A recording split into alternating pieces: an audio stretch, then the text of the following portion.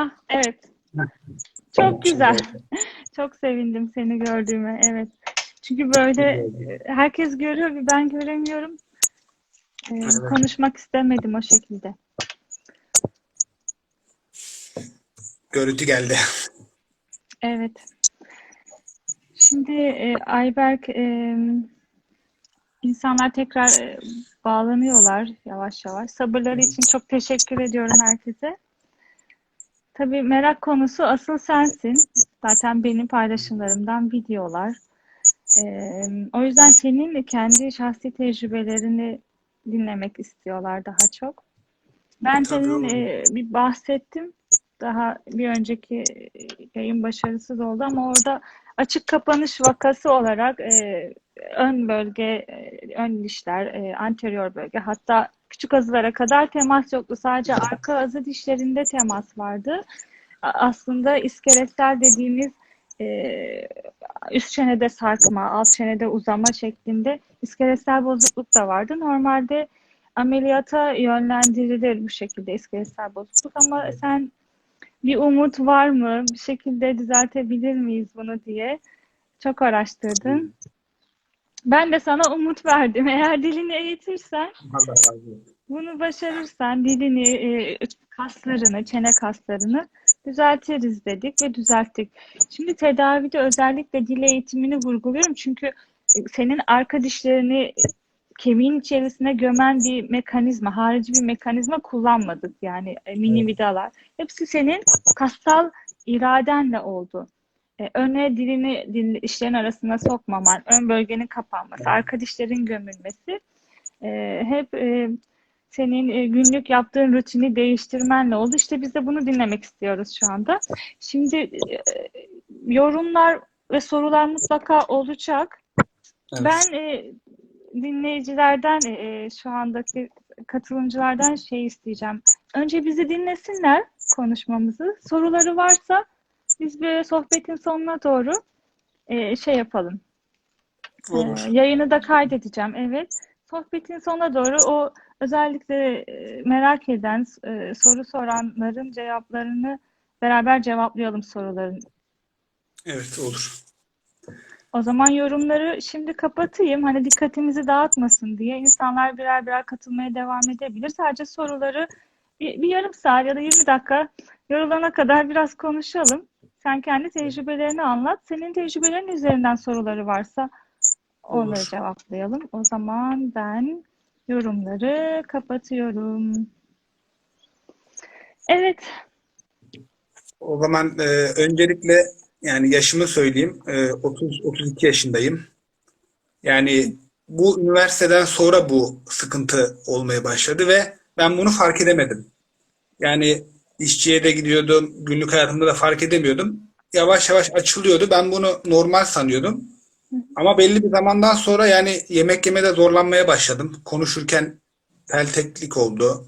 İşte ağzımdan tükürük çıkmaya başlıyordu ama yani garip olan kısmı işte insan fark edemedi bunu. Çok milimetrik açıldığı için hiç fark edemedim bunu. Ben de sağlık personeliyim. Hastanede çalışıyorum. İşte yani dedim artık bu işi halledeyim. Bu böyle olmuyor. Yemek yemede çok zorlanıyorum. Sadece arka ağızları kullandığım için orada çürümeler başladı.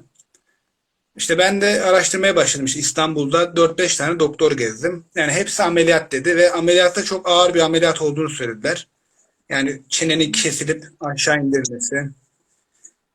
İşte ve bu ameliyattan önce de en az 1-1,5 yıl tel tedavisi görülmesi gerektiğini söylediler.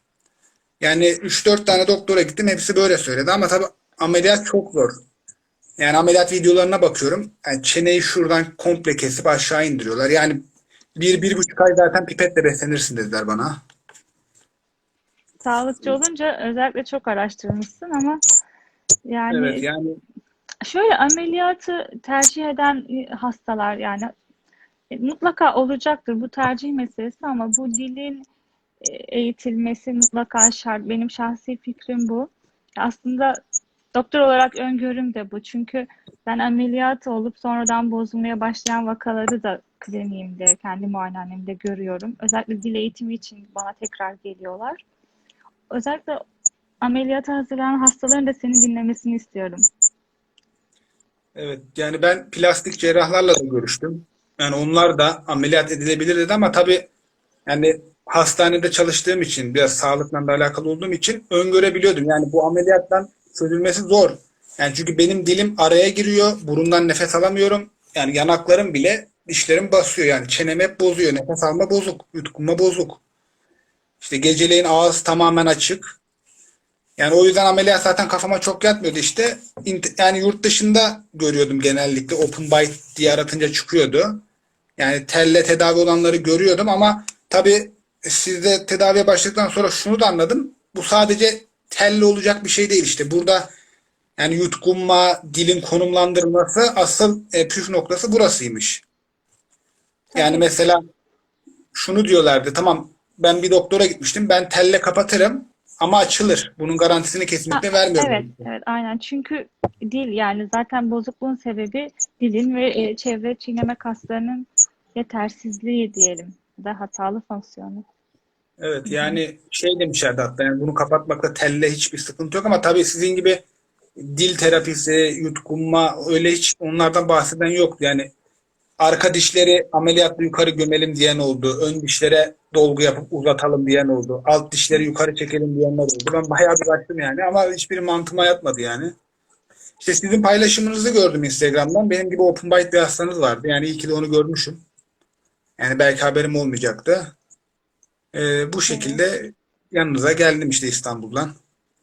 evet. Ee, Şu anda gayet iyiyim yani. Ve şey, yani bunun bana şöyle bir artısı da oldu. Bu yutkunma ve dil konumlandırması, yani burnumdan nefes almayı da öğrendim. Orada bir terapi oldu. Yani ben Hı sabah hı. kalktığım zaman bütün gırtlak solunum yolları kururdu. Ama bu egzersizleri yapınca, dili konumlandırma öğrenince burnumdan nefes almaya da başladım yani. O da yani çok büyük bir artı Hı oldu benim hı. için. Evet, yani ister istemez burun açılıyor. Evet. Fiziki darlık olabilir. Konkalar da tıkıyor olabilir burnu. Normalde üst çene kemiksel ekspansiyonda burun kemik olarak iç hacmi Evet. açılıyor ama sen de mesela iskeletsel ekspansiyon yapmadık. Normal klasik genişletme yaptık. Bunu da Evet. belirteyim. Çünkü sen mini vida cerrahi olan hiçbir şey istemedin. Kabul etmedin. Yapmadık biz. Zaten dilin çoktan hazırdı. Üst çeneyi genişletince o bölgeye, o damak içerisine yerleştirdin ve korudun o genişliği. E, Çok zaten bu üst damakla burun tabanı arasında direkt ilişki var. Yani o bölgeyi iyi dili konumlandırmak, bastırmak, burun solunumu orada artık lenfatik drenajı hareketlendiriyor, kan dolaşımını hareketlendiriyor. Burun solunumu gerçekten fiziksel olarak çok rahatlıyor. Yani e, şey olmasa bile, yani fiziki olarak dar olsa bile bunu tecrübe edenler mutlaka görecektir. Dili bütün damağa bastırdığı zaman burun nefesi açılır. Yani burun nefesi açıldı ve bu dili konumlandırmak çok iyi oldu. Yani gündelik hayatta, yani çalışırken bile artık yani ağzımı kapalı tutuyorum. Yani bu artık standart olmaya başladı. Bilinç Yani bu dışı şey, yapıyorsun. evet, bilinç dışı yapıyorum. Tabii tedaviye ilk başladığımız zaman tam tersi oluyor. Devamlı açık kalmış, Açıkta gene kal. kapatıyorum. Evet, Yani işte bu nokta çok hatırlıyorum. önemli. Evet. Yani burada şu da önemli. Yani bir de şöyle bir şey var. Yani hastanın da bence ne istediğini bilmesi lazım. Yani ben gözümü kapatayım, doktora gideyim. Doktor yapar. Yani bu, yani bir cerrahi işlem değil. Yani bir ameliyat değil. İşte oradan bir sıkıntılı noktayı, bir beldeki fıtığı alalım gibi değil. Yani burada hastada da bence üzerine iş düşüyor bayağı.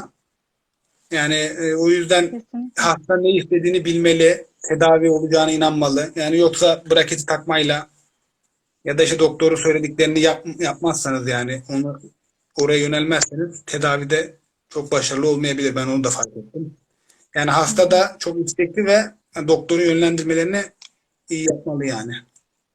Evet, ama şimdi tabii sen imkanın vardı, gelebildin. Burada daha çok insanlar şunu merak ediyor. Ben kendim burun nefesine nasıl alışabilirim? Dilimi nasıl terbiye edebilirim? E, Ya da birkaç sorular var. Mesela kendi doktora gitme imkanı yok ya da gerek görmüyor.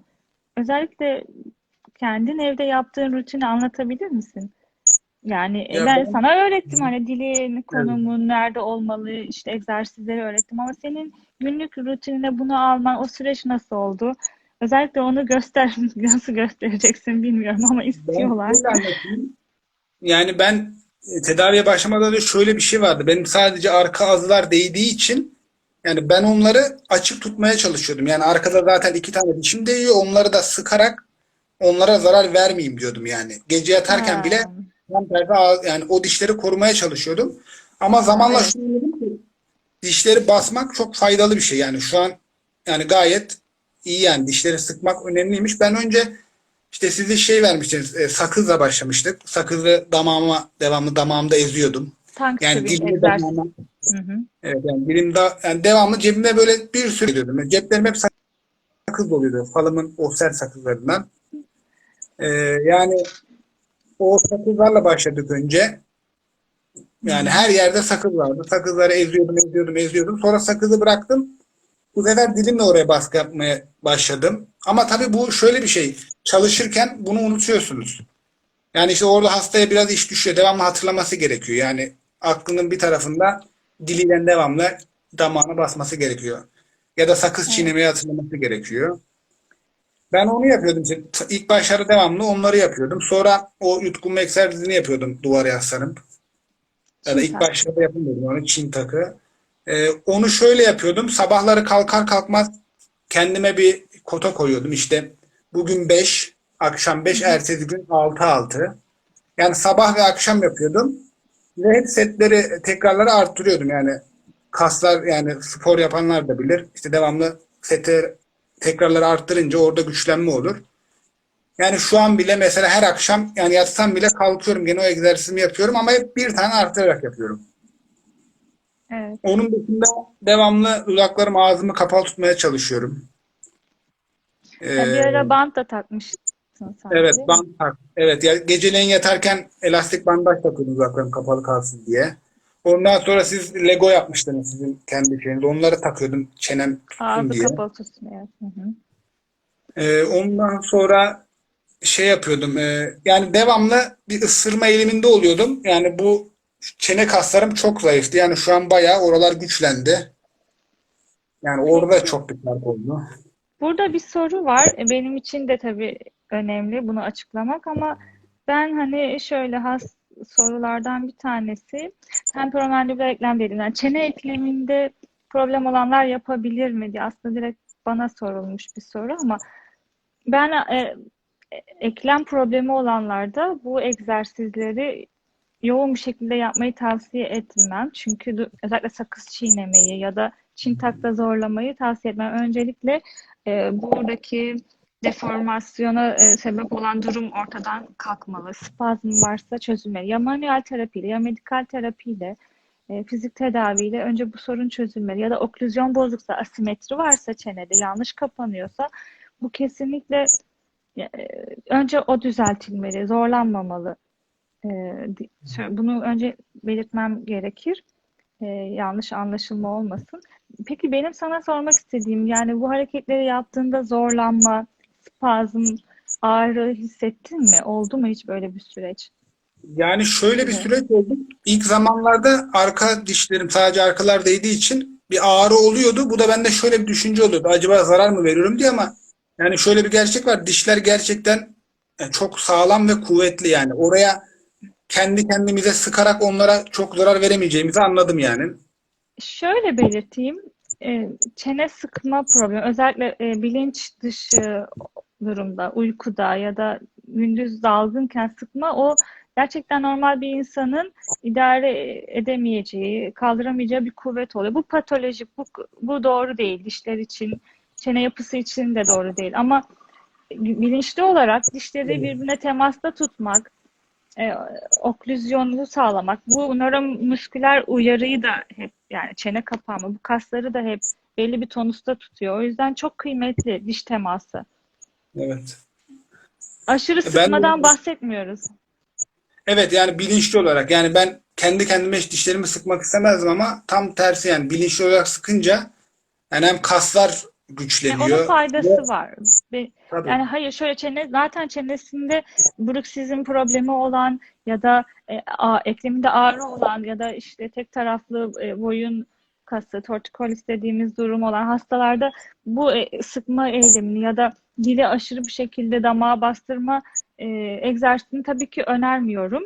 Doğru değil ama tamamen açık kapanış vakası ya da burun ağız solunumu vakalarında zaten ağız açık, kaslar gevşek oluyor. İşte o hastalar, yani o bireyler biraz daha ağzı kapalı tutmak için diş temasını önemsemeleri lazım. Dişleri bir arada Evet, kontakta kesinlikle. tutmaları lazım sürekli. Yani şimdi dişleri kapatmayınca dil de otomatikmen öne Evet, doğru bir kaçıyor evet, yani. Ama evet, yani dişler kapalı oldu mu dil de yerini buluyor. evet. Yani ben gün içinde sonra siz bana bir parça vermiştiniz plastik. Onları devamlı eziyordum. Yani o da bayağı fayda ediyordu. Plastik bir parça vardı. O önemli. Yani sert bir şey değil. Birden bir travma değil. Ama bu yumuşak, hem kasların kasılıp gevşemesini uyaran esneklikte bir plastiği ısırmak çok faydalı oluyor. Evet, Nöromüsküler uyarıyı daha kalıcı olarak hafızasını güçlendiriyor diyelim kasın. O kısım evet, önemliydi. Zaten büyük bir gelişim o anda sağlandı sende. Arka oklüzyon, yani arka dişler gömüldü. Hem alt çene aşağıya gömüldü, daha öne doğru konumlandı. Biliyorsun diş kapanışın daha öne geldi. evet, Sakallı onu gördüm. geldiğin için fotoğrafında anlaşılmıyor yandan. Ama Evet. paylaşacağım. Onları da paylaşacağım Bu yani yakında. arka dişlere yükselti yapmıştınız mesela. Onlar da çok fayda etti. Yani Tabii onlarla ısırma beraber kuvvetini güçlendirmek için yaptık onu, evet. yani E, ben günlük hiç yapmıyordum yani sizin yani şöyle sizin anlattığınız şeyleri e, yani tam anlamıyla yapmaya çalışıyordum. Kendi kendime diyordum acaba doğru yapıyor muyum size soruyordum. Bundan Yani çok hasta eminim, evet. Çok yani benden çok tedaviyi takip eden, ya bu böyle olmalı zaten. Sürekli benimle etkileşim, iletişim halindeydin. Gelemesen bile. Çok istekli ve gayretli olduğun için bana sürekli yazıyordun. Zaten çok klinik ziyaretin de çok olmadı sanırım. Ben evet yani saymadım ama 10 sen olmadı saydın. diye biliyorum yani. Herhalde bir 6 ya da 7'dir. 10 olmadı diye biliyorum yani eminim 10 olmadı. Hı hı. Yani bu benim gibi olanlar yani şunu bilsinler öncelikle yani bu tamamen yani ben doktora gideyim bana teli taktı işte elastikleri verdi. Bu bence böyle bir şey değil yani. Bu dil terapisini kesinlikle iyi yapmaları gerek ve bu yani hastada bayağı bir iş yükü var burada. Yani bunları bence bilmeleri gerek yani. Çünkü Evet. mesela bazı doktorlar işte ben kapatırım diyorlar. Sonrasına karışmayız, açılabilir. Hı hı. Yani bunun bilincinde olsunlar. Yani bu bir kere yani açıldıysa gene açılabilir. Yani ben şu anladım dil olsun, bu çene kasları yani yanağımızdaki kaslar bile yani o çok etkiliyor yani dişi bozuyor yani. Yani Evet. o yüzden yani hasta bayağı bilinçli olması gerektiği düşünüyorum ben. Şöyle, dilin konumu, yani dil nasıl hata yapıyorsa doğru bir tane. Dilin pozisyonu doğru yerdeyse çene ve yüz gelişimi ideal şekilde dediğimiz o oranlarda oluşuyor. Ama dil altta mı, arada mı ya da yutkunmanın hangi fazında çene açılıyor ve dil yanlış pozisyona alıyor. O kasların hmm, yanlış harmonide çalışması yüzün şeklini uzun yüz oluyor. Ya da tam tersi deep bite dediğimiz bu bölgenin aşırı kısa olması, alt çene geriliği, asimetri, bunlar hepsi dil ve beraberindeki o kasların yanlış fonksiyonundan kaynaklanıyor. Doğru bir tane ama. Yanlışın kombinasyonu artık o çalışmasına göre iskeletsel bozukluğu tipini belirliyor. Ya ben bir şunu da fark Peki ettim. soruları Yani alalım mı? olur. Sözünü kesmiş oldum ama Yok. dinliyorum. Neyi fark ettin Albert? Dinliyorum. Ya ben şunu fark ettim. Yani hem dişler düzeliyor ve dediğiniz gibi yüzdeki asimetri, işte çenenin düzgünlüğü yani ben kendi fotoğraflarıma bakıyorum. Yüzümdeki şişiklik, yani yüzümdeki asimetri bile düzelmiş yani. Bu bence çok kıymetli bir şey yani diş tedavisinin yanında. Yani standart bir tel tedavisi olsa belki gene yüzün yamukluğu işte asimetrik bozukluğu kalacak ama sizin bu yaptığınız terapiyle beraber yani yüzün asimetrisi de düzeliyor. Yani burada aslında iki tedavi gibi diyebiliriz yani. Hem diş hem yani yüzün asimetrik olarak düzelmesi yani. Bence iki işlem var burada. İki tedavi var daha doğrusu. Evet, miyofonksiyonel tedavi dediğimiz kısım bu. Doğru. Yani bunu da Türkiye'de yapan Yorumlar kendi kendine kapanıyor. Açıyorum. ben görüyorum. Çene darlığı için ne önerirsiniz demişler. Tek taraflı. Ha, sen görüyorsan tamam. Onu bana mı Vida söyle? takıldı. Çene dar.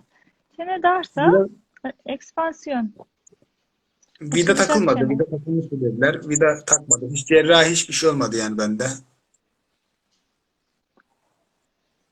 Ben aslında Doğru. tavsiye ettim. Yani MSC'yi tavsiye ettim. İstemedim. Ama istemedik.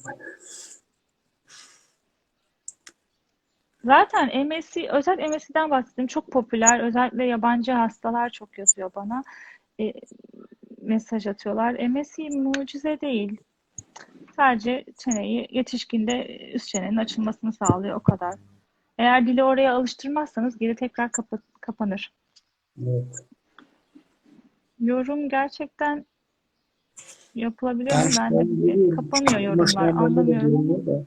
Mewing öneriyor musunuz demişler. Yani Weaving, burundan nefes al, ağzını kapalı tut, dişlerini kapalı tut, dillerini kapalı, dudaklarını kapalı tut, dilini damağa bastır demek. Weaving bu. evet yani ben aynen öyle yani YouTube'da falan çok mimikle ilgili şeyler var ama dediğiniz gibi yani basitçesi bu şekilde. Yorumlar kapandı herhalde. Neden kapanıyor bilemiyorum. Evet yorumlar şu an. Mimik öneriyorum. Ha, yok görünüyor aşağıda. Egzersizleri gösterebilir misiniz demişler. Konuşurken Gösterebilir oluşan misin dilin? gülmesi. Ben şimdi ağzımın içi biraz zor olur tabii de. Şu an geldi. Ben soruları burada. Şöyle Diş eti otomatik kayıt. gülümsemesi ameliyatsız tedavi edilebilir mi? Ayberk, bir ara tedavinin başında tellerin etkisiyle ön dişlerin çok uzadı. Evet. Acayip bir diş eti gülümsemen oluştu. Sonra onu hemen geri şey yaptık, düzelttik. Diş eti Evet o gülümsemesi da düzeldi. Yani ben de öyle düşünüyordum yani ameliyatsız. etlerim gözükür mü diye ama o da Böyle mi aslında kalacak diye. Mesela şu anda biraz var yanlarda falan ama çok rahatsız yani, oluyorsan kozmetik işte kesilebilir. Sen bilirsin. Tek taraflı çene geriliğim var. Mewing yapmayı öneririm. Asimetrik vakalarda özellikle alt çene yanlış kapanırsa, üst çene tek taraflı darsa, üst çeneye şey olmuyor. Eşit baskı uygulamadığı için asimetri daha da belirginleşiyor. O yüzden tavsiye edemem. Hatalı olur. Sonrasında daha da belirginleşiyor asimetrik taraf. Yani bunu göze alıyorsanız dilinize aşırı baskı hareketi uygulamak uygulamayın. Yani dili damağa yerleştirin. Yutkunurken orada evet. tutun. Burnunuzdan nefes alın. Eğer asimetriyi düzeltme imkanınız yoksa Dudaklar kapalı bile kalsa kaslarınızı o bile zorlamayın. etkili yani. Zorladığınız zaman o da çok faydalı oluyor. Evet. Ameliyata yönlendirdiğiniz hastalarda oldu mu? Uyumsuz hastaya evet. Egzersizleri yapmıyorsa diyorum ki yani başka çare yok ameliyat. Ama ameliyattan sonra tekrar bozulabilir. Yönlendir genelde korkuyorlar. Sonra hadi bu hocayı bulmuşuz düzeltirelim bari. Ailesi de devreye giriyor. Anne babası ikna ediyor. Genelde bu ergen hastalarımda oluyor. Ameliyat. Ameliyatla biraz korkutuyorum sanki. Dilini Ameliyat düzeltmen ama lazım bir an zor önce diye. yani. Tek taraflı çene geriliğinin, çene asimetrisinin tek çaresi ameliyat. Bunlar artık bana olan sorular. Evet. Dil boy Hastanın dili boyut olarak büyük ise geride konumlandırmak nefes almada sıkıntı yapar mı? Şimdi şöyle anladığım şu. Diyor ki hani aslında daha nefes almak için dilini öne çıkarıyor bu hasta. Geriye doğru damağa doğru alıştırınca geri gidiyor ve nefes yolu tıkanıyor mu? Nefes almada sıkıntı. İlk başlarda yaşadın mı? Yani sanki zorlandın dilini bastırmakta üst damağına. Evet, ilk başlarda zorlandım yani. Şöyle bir şey düşünüyordum. Acaba bastırdıkça çenem gene öne gider mi diyordum. Ama tabii alakası yokmuş. Hı hı. İlk başlarda biraz zorlandım ama sonra zamanla yani kendiliğinden dilim oraya gitmeye başladı. Yani o yani temeli oydu bende. Yani dilimi damağa bastırmayla bu iş başladı. Özellikle Çin takta tıkanıyordun değil mi? Sanki öyle bir şeyden bahsetmiştin bana. Şimdi Nefes hatta alamıyordun. yani hiç yapamıyordum yani. Hiç kunamıyordum, nefes alamıyordum. Ama şu an tabii yapabiliyorum. Yani ilk videoda paylaşmıştım, hiç yapamıyordum. Hı Yani şöyle hı. eğilip e, yani yutkunamıyordum. Tabii nefes de alamıyordum dili oraya götürmeye çalışınca. Ama tabii sonra düzeldi. Egzersiz yapa yapa. Doğru dil pozisyonu nedir gösterebilir misin? Ayberk bunu gösterebilir misin? Ağız içi kamera lazım ama yani böyle yani dilim devamlı yani damağımda yani tam şu yukarıda yani şu içeride kalacak şekilde.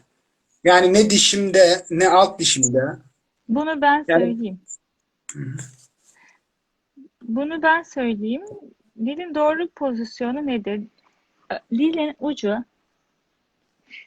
yani tip dediğimiz uç kısmı çıkarttığımız zaman kasları yönlendirip ucunu çıkarttığımız zaman o uç kısmı üst damakta N harfini çıkarttığımız bir yer var. N. N harfi çıkartırken bir küçük yere bir değiyor. alan. Biraz üst iki dişin hemen gerisindeki böyle dikey bir kabartı, incisif papilla. Onun üzerinde, o bölgede uç kısmını orada bastırıyorsunuz. Bu çok önemli. Uç kısmı yutkunmanın başından sonuna kadar hiç oradan ayrılmayacak. Yani bu çok önemli. Çünkü yutkunurken, başlarken orada duruyor ama tükürük boğazdan akarken son anda hasta ağzını açıyor ve dili yine başka yere yayabiliyor. İşte iskeletsel çene bozukluğunu oluşturuyor bu durum. Gerisi tabii bütün sert damağa dil aslında yapışık olmalı. Ama uç kısmı çok önemli. Alt çene geriliği de ameliyatsız tedavi edilebilir, evet. Hocam küçük azar bölgesinde bir darlık sonucu. Edis senin durumunu biliyorum, evet. Seninle konuşmuştuk. Tek bir dişin tek bir dişin damakta olması dilin tabii ki eşit baskı yapmasını önler. Çeneden ses gelmesi durumunda yapmayın. Yani zorlamayın dilin özellikle damağa bastırmayı ya da çin takı, eklem sesi varsa. Onun için önce çene pozisyonu düzenlenmeli. Eklem splinti takılmalı bence.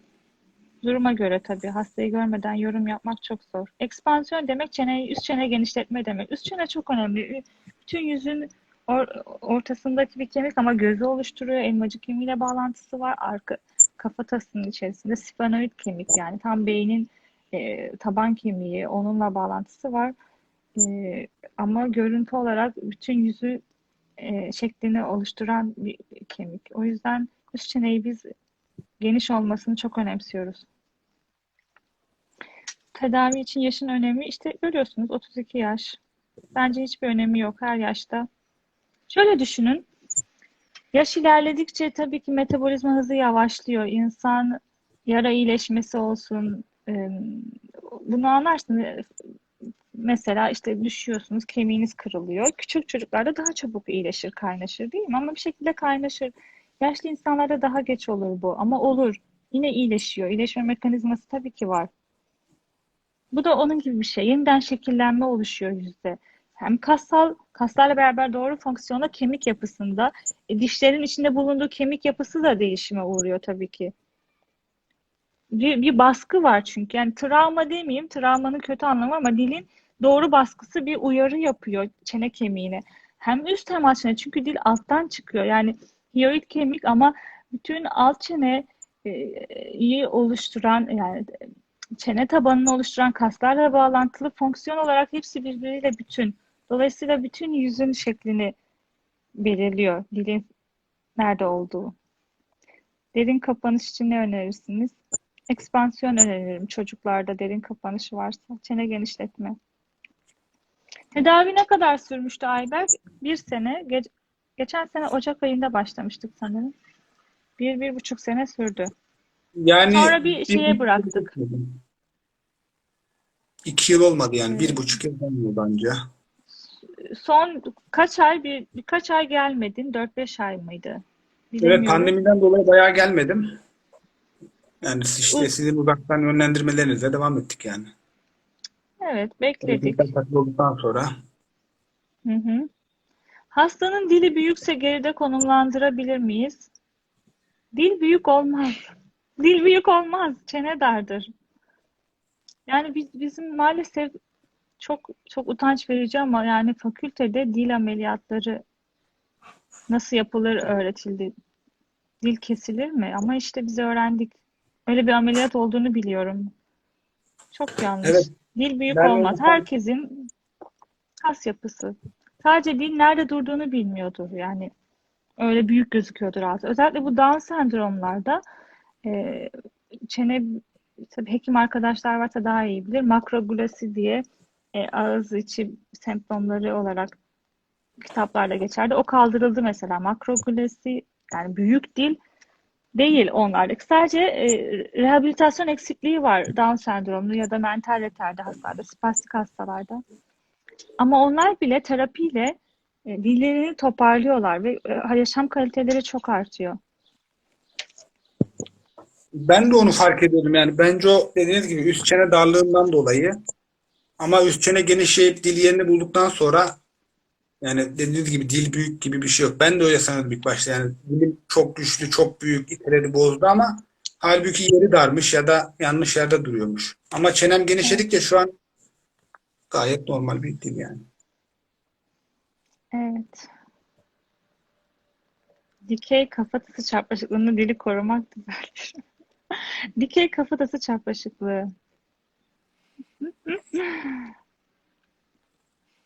Dilin arkasını değdirmek için ne yapmalı? Şunu özellikle merak ediyorlar. Yani egzersizleri nasıl yaptığını görmek istiyorlar ama bununla ilgili çok video var. Zaten görsel ama tarif etmek tarif etmek de sıkıntılı. Ben bile kliniğimde hastalarıma her seans tarif etmeme rağmen yanlış anlayan, yani bu biraz farkındalık meselesi. O yüzden çabalamanız gerekiyor. Yani kendi o an odaklanıp dilinize, anlatılanlara biraz emek ve çaba sarf etmek gerekiyor. Öyle kolay değil. Yani hani evet doğru yapan zaten yapıyordur ya da doğruya yakındır ya da o algılamıştır hemen algılayabilir ama herkes hemen algılamayabilir. Burada şimdi göstermen yani gösterdim tamam oldu değil. Sen kendi dilini damağına değdirmeye çalışmalısın. Yani bu herkesin yolculuğu farklı serüveni. Aynı standart diyemeyiz.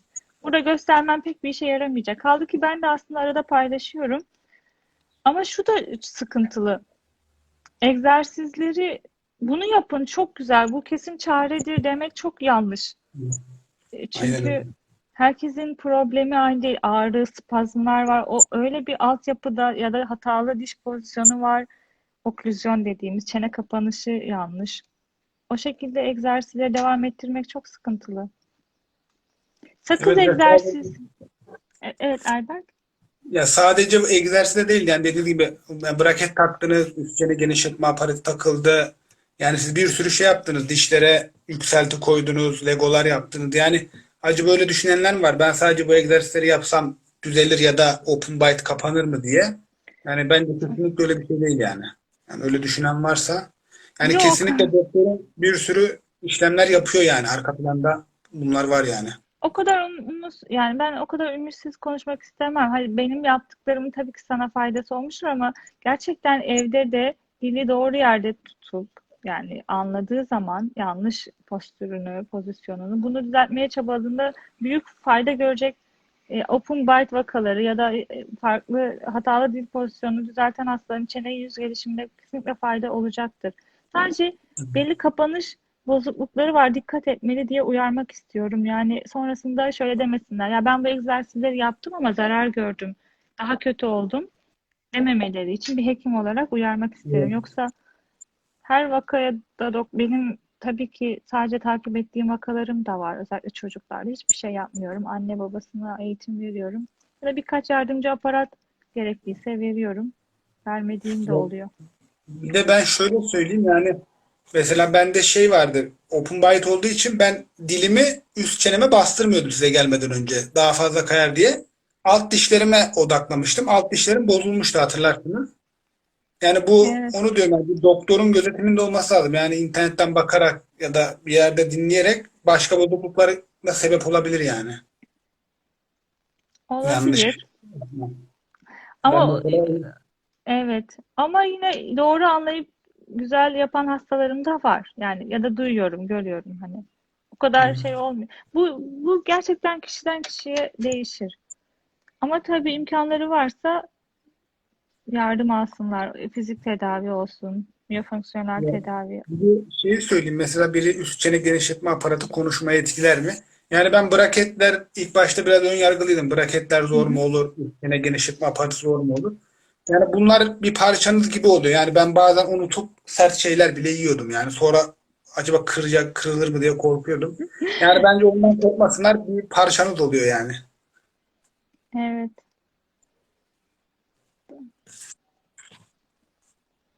Asimetrinin çözümü ekspansiyon olabilir. Yüz felci geçirenlerde bu hareketleri yapabilir mi? Yüz felci, sinir hasarı, fasyal sinir hasarı. Tabii fizik tedavinin bir parçası ama bu daha çok bence dişsel ve oklüzyon bozukluğu yoksa fizik tedavinin çözeceği bir mesele bence yüz felci. Bir de şey mesela düzelttikten sonra egzersize devam edilmeli mi yazmışlar. Siz bana dediniz yani devam edin diye. Ben hiç aksatmıyorum yani devamlı yapıyorum. Yani yatıyorum bazen fark edip kalkıyorum uyumadan. İşte egzersizimi yapayım diyorum. Devam ediyoruz. Bence egzersizi tabii yap ama mesele egzersiz değil. Egzersizlerin amacı sende kassal farkındalık yaratmak. Yani sen artık bilinç dışı olduğunda uyurken ağzın kapalıysa, dilin doğru yerdeyse, yemeği iyi çiğniyorsan gerçekten doğru yemeği ve doğru şekilde çiğneyerek, öğüterek yutkunuyorsan, iyi tüketiyorsan, beslenmeye dikkat ediyorsan zaten idame ettiriyorsun. O bir egzersiz demek. Yani Evet. bilinçaltına da işlemiş zaten.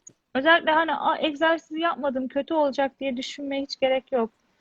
Çünkü zaten hedef o. Dilin doğru yerini bilinç dışı bir şekilde dil zaten refleksel olarak çalışıyor. Yani oynatırken, yutkunurken hep düşünülmez. Günde en az 2000 defa yapılan bir eylem. Dolayısıyla evet devam et yani yap odaklanmaya devam et hala ama e, mesele o değil onu bilmek gerekiyor yani mesele artık bunun bir reflekse dönüşmesi. Çünkü öbür Evet türlü o çok yorucu olur. ya dediğiniz gibi o aslında yani ben her akşam yapıyorum ama bu bana bir hatırlatma yani. Yani bir yani refleks gibi olmuş yani. Ben tam akşam dediğiniz gibi akşamları yapıyorum ama yani bu yani hafızamda olduğunu gösteriyor bana. Evet yani dilim doğru yerde, egzersizini de yaptım. Yani dediğiniz gibi egzersiz bir artı oluyor. Yani hatırlatmak amaçlı, hatırlama Aynen. amaçlı. Bir de şu var, Mike Meave'in eğitimlerde söylediği çok önemli bir şey. Özellikle çocuk hastalara bakıyor Mike Meave. En az 2 sene diyor. Yani bu terapinin, kassal hafızanın oturması, alışkanlığın oturması için en az 2 sene takip çok önemli diyor. Benim erken biten hastalarım da oluyor ama bunu vurguluyorum. Yani öğrendin 2 sene olsun ama 2 seneden sonra yaşam tarzın değişirse, yaşam tarzından kastım e, yemek yeme şeklin, durağan yani hareket etmiyorsun, kambur duruyorsun ya da uyuduğun oda şartları kötü, burnun sürekli tıkanıyor mesela. Bunlar hep yine dil postürünü tetikleyici sebepler. O yüzden Evet, doğru. takip Yani her zaman ben şart. uyumadan önce yani burnumu temizliyorum. Yani burnumu açmaya çalışıyorum. Burundan nefes almak da çok önemli. Yani onu da sizden öğrendim. Yani burnum tıkalıyken kolay kolay uyumak istemiyorum. Yani bir Vicks sürüyorum ya da bir burun yıkaması yapıyorum. Yani ağızdan nefes Çocuklar. almak çok kötü oluyor yani. Evet, çocuklarda da çok önemli bu. Arka dişler birbirine değmeli. Evet. Bu konuda dil damakta tutulurken dişler birbirine mutlaka değmeli. Evet. Yani bu kişiden kişiye değişir. Bruksizm bir hastası, yani çene sıkma problemi olan bir kişi zaten kası çok kuvvetli olduğu için değilsin o zaman sıkayım diyebilir. Bu değil. Ee, Slightly touch, yani yumuşak bir temas ama kasında bir şey olacak, tonus oluşacak, özellikle masseter'i hissederiz biz, temporal. O tonusu hissetmek lazım çeneyi kapatırken. Yani biri şey yazmış mesela ben de öyleydim. İşte egzersizleri yapıyorum. Gündüz problem yok ama gece ağzım açık oluyor. Ben de öyleydim. İlk zamanlar gece hep ağzım açıktı. Ama dediğim Evet. gibi yani bant yapıştırdım. O legoları kullandım. Hı hı. Yatmadan egzersizleri yaptım ve tam uyuyana kadar da devamlı ağzımı sıkıyordum böyle yani. Tam bilincim gidene kadar hemen hemen. Yani yapabildiğim Evet. kadar dişlerimi sıkarak yatıyordum. Zamanla işte yani uykumda bile kapatmaya başladım. Ama Hı ilk hı. başlarda benim de açık kalıyordu yani. O zamanla oturuyor egzersizleri yaparak, dişleri sıkarak kendi kendine oluşuyor. Evet, bu tamamen odaklanma meselesi. Şunu da bende de çene darlığı var. Kendimi hala tedavi etmedim. Ben yani kendi hastalarıma yaptığım tedavi hepsini kendime uyguladım. MS'i taktım, çıkarttım. O ayrı mesele. Anlatırım bir ara. Çenem dar, dilim sığmıyor ama kendimi şartlıyorum. Uyuyorsun ve dilin damakta yapışık olacak diye Aynen öyle. tekrarlayıp şartladığın zaman sabah kalktığında dilin ama fiziksel olarak o darlık hep engel. Yani çenenin açık olması gerekiyor ki dil rahatça oraya oturabilsin. Ama dar olsa bile dilini damağına koyup burnundan nefes almayı uyarabiliyorsun. Bu çok önemli. Evet mesela yani bana üst çene genişletme apareyı ve braketler takıldığı andan itibaren yani ben kendimi burnumdan nefes almaya çok odakladım. Ee, Hı hı. Yani bu süreçte yani burnum tıkandığı anda gece uyanıyorum. Ama önceden öyle bir şey yoktu. Ağız açılıyordu, nefes alıyordu.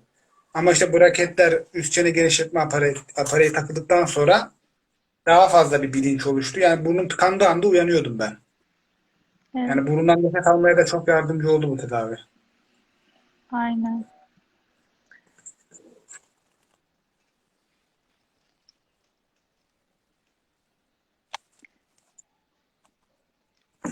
Onun Livings'te dışında hı iyi hı. söyleyebilirim. Yani il dışından da gidilebiliyor yani.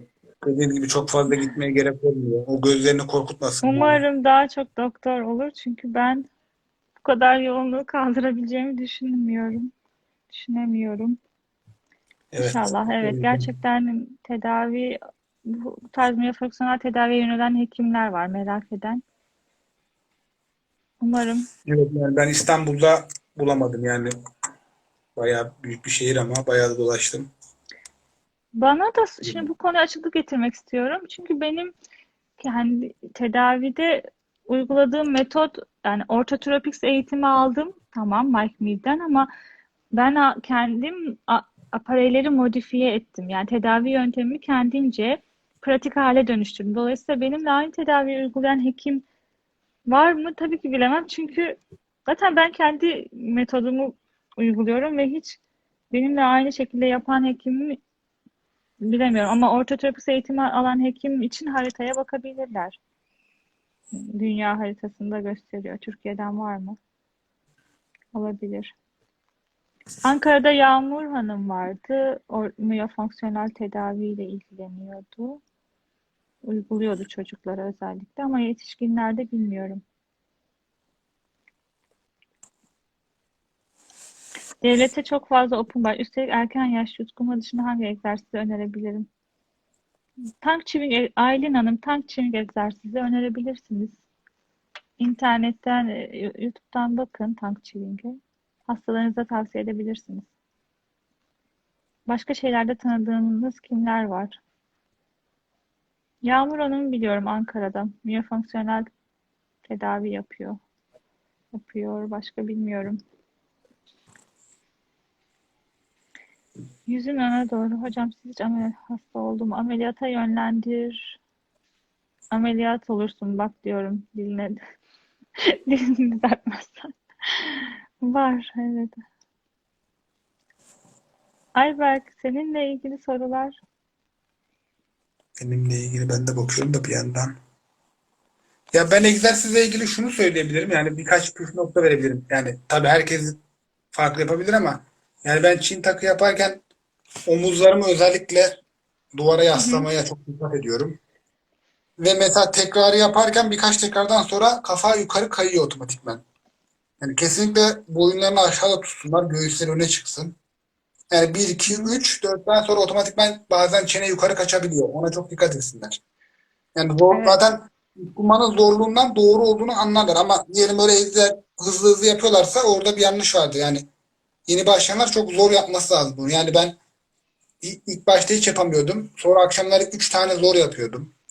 Hı hı. 2 3 ama arttıkça anladım ki doğru yapıyorum yani. Ama ilk başta hiç 10 tane falan yapamıyordum. Ya da yani ilk başta hemen böyle 10 tane 8 tane yapıyorlarsa orada bir hata olabilir. Yani ilk başta bir iki Tam tane çok zor yapıyor. yapamıyorlardır. Ya da tam yapamıyordur. Tam yutkunmanın dört fazı var. Yani özellikle tükrüğün tam o küçük dil bölgesine, yumuşak damak bölgesine, tükrükten kastım sıvının ya da gıdanın, sıvı gıdanın akması. I am from. Bir de yani bu yaparken bunu biraz çok az su I will içebilirler. Yani put kuru in. olduğu zaman da olmuyor yani. Biraz su içebilirler. Yani bazen çok kuru oluyor. Yani Evet. yutkunacak bir şey olmuyor orada. Orada Hı biraz hı. su içerlerse çok az ağızları ıslak olursa daha rahat yapılabiliyor. Evet, bir şey daha söyle. Burada Çin takın asıl amacı şu aslında. Dilin ucunu eğittiğimiz egzersiz var. Tongue chewing. Bu N harfini çıkarttığımız nokta dediğimiz yer. Ama asıl o geri bölgesi yani dilin kas olarak bütün o yumuşak damak sınırı, sert damak sınırına kadar yapışmasını istediğimiz o bölgedeki e, kas farkındalığı oluşturmak aslında egzersizin amacı. Buradaki kasları şöyle diyorsun. Bak işte sen buraya değeceksin yutkunurken. Bak, bunu hissedeceksin bu kasında. Yani tabii ki böyle Evet. hep durulmaz. Ama lokmayı yutarken hafif çeneyi böyle içe doğru çekip Evet. yutmak ve burayı hiç mimik yapmamak, dudakların, çenenin, bu Dudak oral yanıyor. bölgenin hiç oynamaması gerekiyor. Bütün gücü dil kaslarına vermek lazım. Dil tek kas değil, birçok kastan oluşuyor ve her hareketini yönlendiren kas grupları var. Onların Kolları her bile birinin farkındalığı lazım. Hı hı. Evet, tabii bu bölge. O yüzden Çin taktaki duruş çok önemli. Şu şekilde yani omuzlar düşük olduğunda bu kasları doğru çalıştırmak imkansız. Yani eksik çalışıyor, tam çalışmıyor daha doğrusu. O yüzden omuz gergin olması çok önemli. Zaten bir çalışma paylaşmıştım. Ruhsal durumu da çok etkiliyor duruş. Tabii ki doğru duruşla beraber dilin üst damakta durması da bir bütün. Doktora ortadan kiri çeneden ses geliyor. Ameliyatsız paylaşıyorum. Ameliyatsız öne doğru alt çeneyi özellikle ilerletmek mümkün. Ama çok yoğun masseter e, kası çok tropik olanlarda çok zorlar alt çeneyi öne doğru almak. Önce bir fizik tedavi lazım. Aşırı sıkan hastalarda, deep bite vakalarında klasik. Ama mümkün. Alt çeneyi öne almak mümkün. Şey sormuşlardı sakız egzersizini. Onu şöyle yapıyordum. Siz bana öyle söylemiştiniz. Damakta pütürlü bir alan var tam damağımızda. Ben Ruga bölgesi. sakızla oranın şeklini çıkarıyordum böyle. Onu Hı eziyordum. hı. Sakızla görüyordum onu. Devamlı Evet. Tek başına orada yapılacak güzel bir egzersiz. Evet. sakız zaten ilk başta öyle başlamıştık sakız egzersizi. Bayağı faydalıydı. Hep kişisel sorular tabii var. Nefes alma.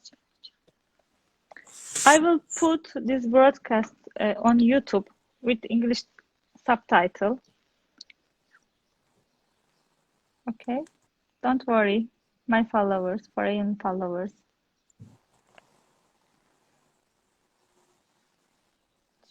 Başka?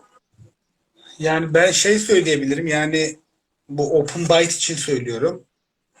Yani bu bence bir, yani görsel amaçlı bir şey değil, yani bu insan kalitesini çok arttırıyor. Yani yemek yemede, konuşmada.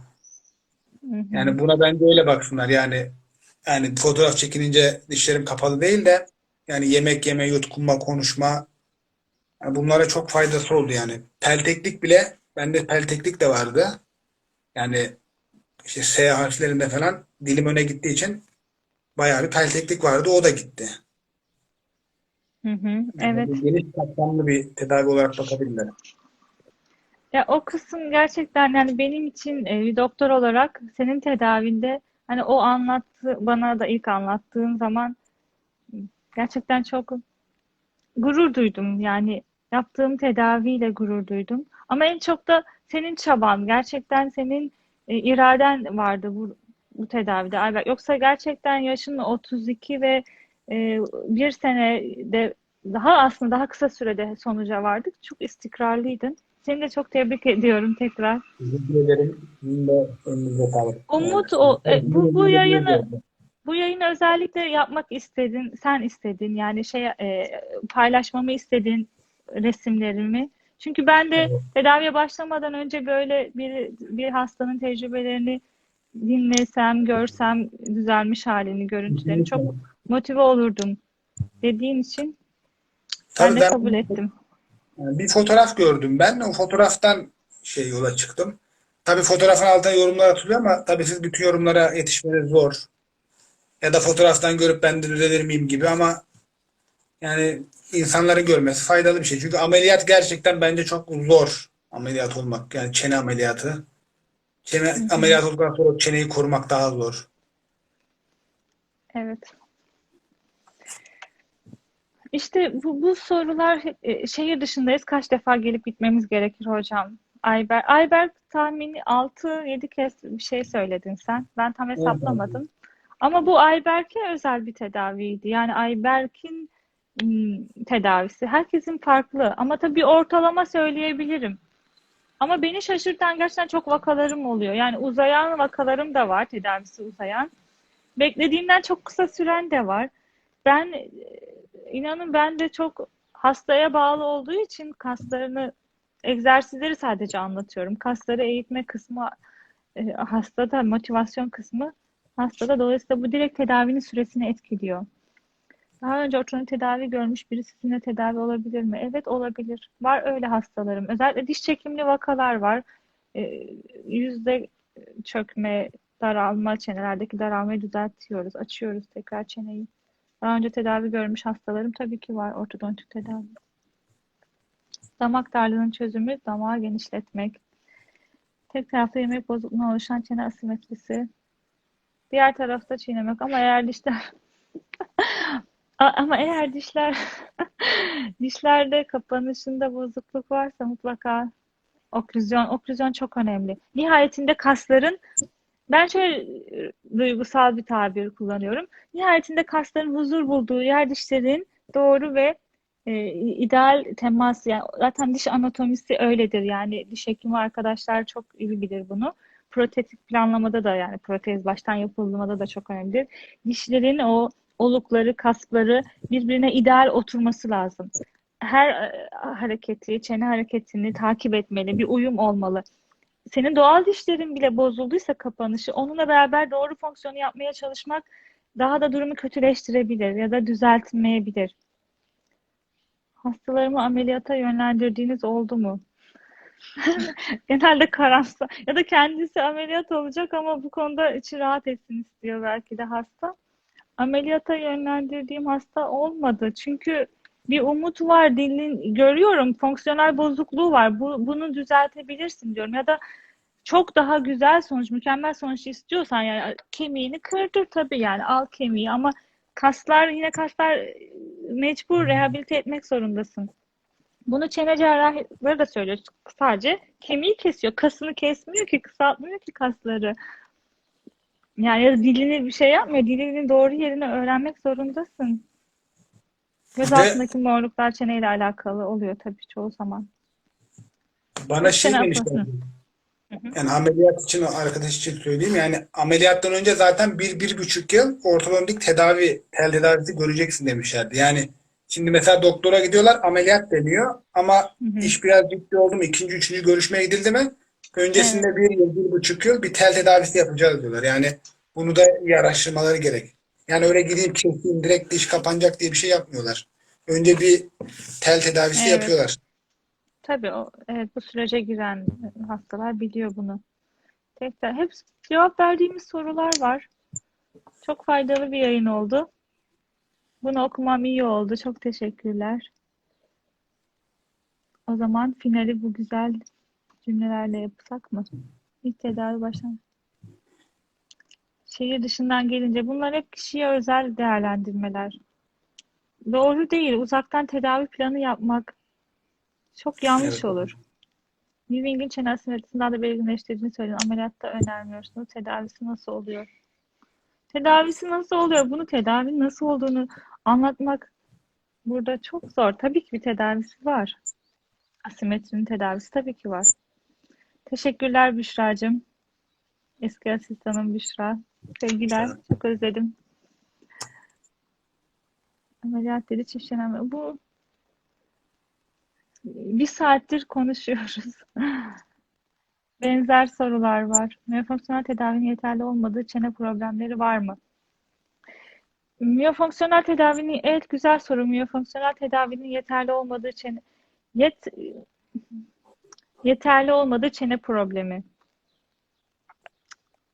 Şimdi olaya nasıl bakmak lazım? Yani hastanın ağzında diş varsa ve diş hatta, yani kapanış dediğimiz olay, e, şimdi uç örnekler var. Tabii her şeyin istisnası var ama miyofonksiyonel tedavi, adı üzerine bir terapi şekli, yani kasları eğitme şekli. Tamamlayıcı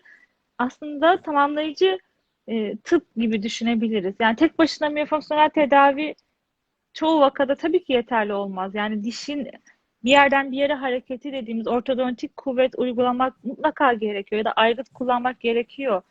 Yani kaldı ki fizik tedavi branşı, mesela fizyoterapistler özellikle masajlarla kasları rahatlatıyor, evet, rehabilite ediyor, egzersiz.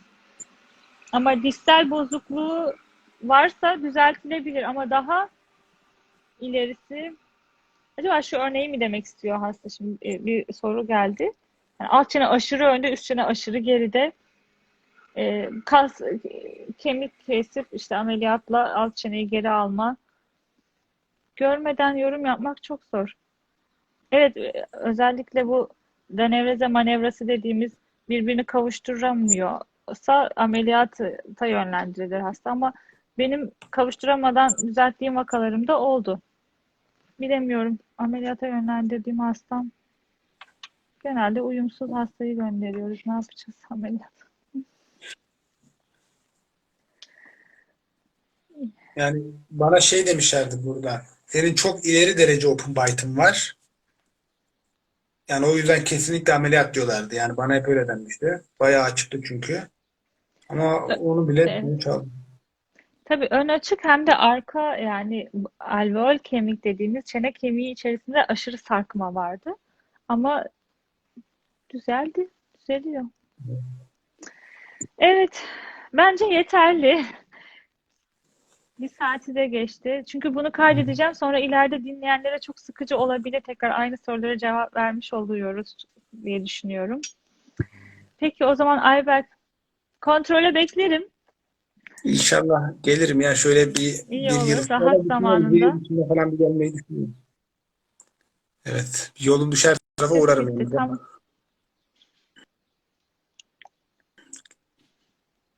dediklerini duyamadım. Ben de zaten gelmek istiyorum böyle bir yıl içinde ya da o tarafa yolun düşerse uğrarım yanınıza. Kontrol olur hem. Merhaba demiş olurum. Duydunuz mu? Söyleyeyim bir Evet, daha. tabii ki. Bekliyorum. Her zaman duydum. Her zaman gelebilirsin ama kontrol için de Gelirim. özellikle isterim. Yani 6 ay hani bir canlı görebilmek isterim yüzünü. Olur. Fotoğraf Olmaz. çekeriz tekrar gerekirse. Tabii benim için de iyi. Ve Yani 6 bakmış aydan önce de olursunuz. gelebilirsin. Evet, kızın olacak. Ağustos'ta değil mi? Evet. Baba Ağustos. olacaksın. Çok Evet. güzel. Özellikle bu motivasyon da seni bayağı ilerletti. Yani hani çocuk doğana Evet. kadar kendimi düzelteyim. Çok iyi oldu. Çocuğun seni özellikle bu açık kapanışta görmemiş oldu. Çünkü o da o şekilde bir alışkanlığa gidebilirdi. Böyle bir durum da var. Anne babayı taklit ediyor çocuklar. Ve ben de Çok iyi bilinçli oluyorum. yaptın. Yani Evet, kontrol ederim çocuğumu da. Ağzı açık uyuyor mu? evet. Dili yanmış mı? Onun Aynen, için de çok aynen. iyi Anne olduğunu düşünüyorum. karnında başlıyor problem ama anne karnına hükmedemiyoruz. Ama en azından çocuk doğduktan sonra o uyurken nasıl uyuyor, ağız kapalı mı, burun açık mı? Evet. Bunlar hep anne babanın görevi. Onunla bir eğitim almış gibi oldum yani. Çok iyi oldu. Peki o zaman Ayber çok teşekkür ederim. Evet, teşekkür ederim. Kendine iyi Görüşmek üzere. bak. Sağ olun Herkes sizden. adına teşekkür ediyorum. Ben de çok Bay teşekkür ederim. Sağ bay. olun.